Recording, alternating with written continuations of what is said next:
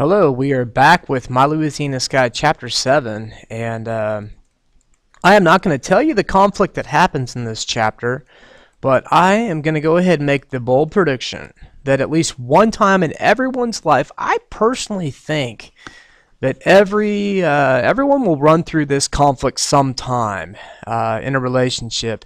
And I'm not going to give you any hints or clues about it, but we'll definitely discuss it after the chapter is concluded.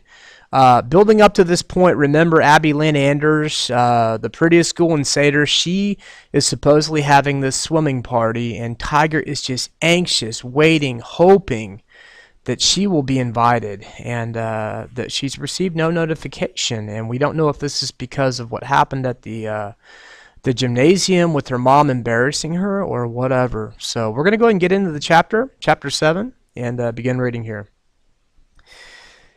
In the morning, I scurried in my bare feet down the winding path through the grass to the mailbox. I did that every day for a whole week. Even Brando knew my routine. Set like a clock, he waited for me at the bottom of the porch steps and tagged behind me. Each day, I met a disappointment as I shuffled through the envelopes. I grew so tired of our mailman Horace Tanner's whiskered face. I tried to time it so I arrived at the mailbox after Horace, but each day I managed to get there just as his blue old Chevy drove up. He had a new set of noisy questions for me every day. Wednesday, he asked, "Oh, you expecting big money from some contest, Tiger Parker?" On Thursday it was, "Are you waiting for a love letter from an old beau?"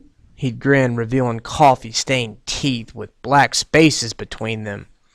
6 days after Abby Lynn announced she was having a swimming party, Horace rolled down his window and handed our mail to me with the rubber band around it. "Did somebody leave you some insurance money?" I wondered what was happening to the U.S. Postal Service to hire greasy old Horace. Till last year, Mr. Henry Odom delivered our mail. He was kind and respectable. After a week of bills and one letter from Aunt Dora Kay, I decided to stop thinking about the silly invitation. For all I knew, Abby Lynn's party had come and gone.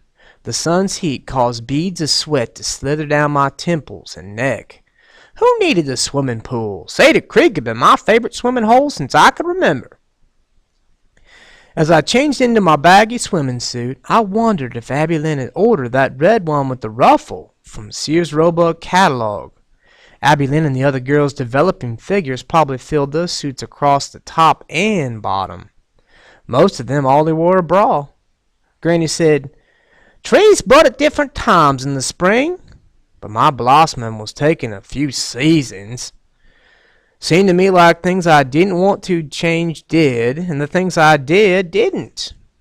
With a towel draped over my shoulder, I rolled an inner tube down the road to Jesse Wade's house. When I arrived at the Thompsons' home, I left the tube on the ground and ran up the porch steps.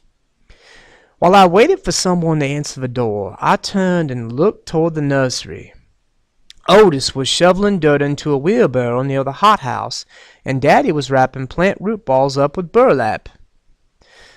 The door opened and a startled look crossed Miss Thompson's face. "Tiger, Jesse Wade left for the swimming party about an hour ago. Were the two of you supposed to attend together? Goodness, that child is getting so forgetful." My face flushed as I hunched my shoulders. "Swimming party?" I swallowed and tried to sound natural. "Oh, you mean he's already left for Abby Lynn's house?" "Yes, I'm sorry. He sure has. Do you need a ride, Michelle?" My voice squeaked out of me in a high pitch I hardly recognized. "No, ma'am. I can walk. I'll see him later." I turned around so quickly to avoid her eyes meeting mine. As I dashed down the steps and grabbed my tube, she called after me, "Well, you can still make the party. Have fun, Tiger."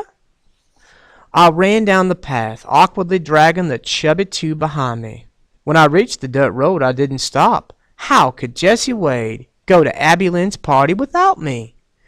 My vision blurred, and when a car drove by, I didn't wave like I usually did. I just kept running to the pace of my beating heart.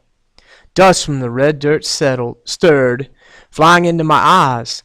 I stopped because I couldn't see where I was going.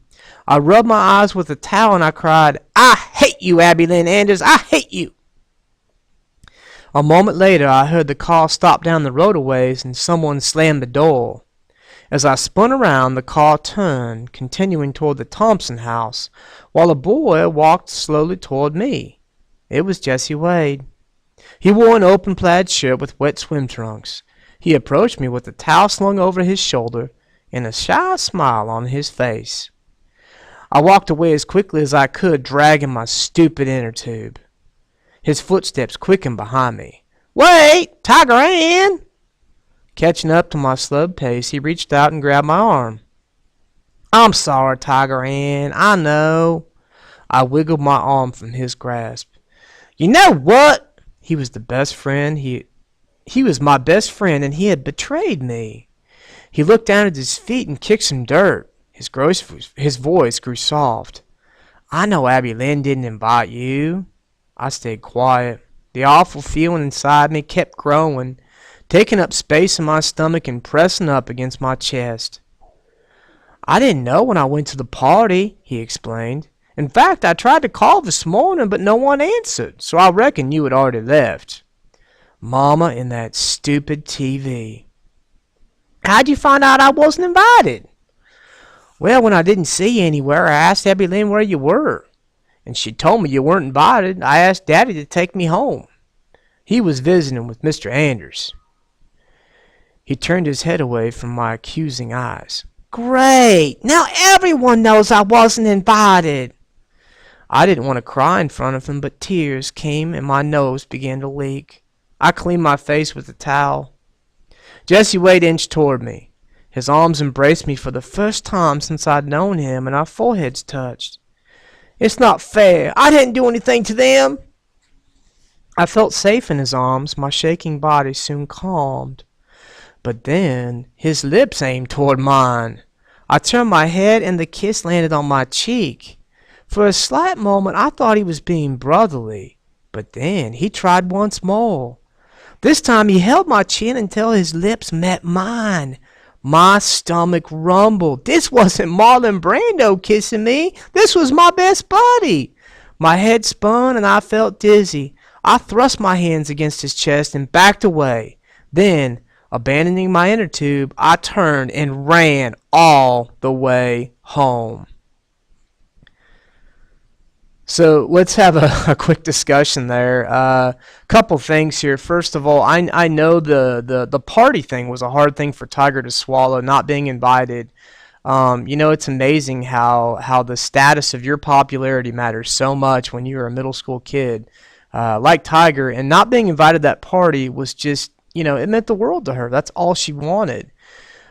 Jesse Wade, he's got a different problem here, because as he sees Tiger at the end of this scene, he's starting to question, is Tiger a friend or is she more than a friend? And it's that awkward situation. This is the situation I was thinking that personally everyone is probably going to experience at least one time in their life, when you have a good friend and you question, is that relationship a little bit more than a friend? How is this relationship going to go from here? Tiger runs home after Jesse Wade gets denied at the scene there, and I think there's definitely one word that would describe this on their next meeting, and that word would be awkward. So, anyways, we will have to read on to find out exactly where this relationship is going from here. One thing's for sure, though, Tiger is definitely not fond of Abby Lynn for inviting her to the swimming party.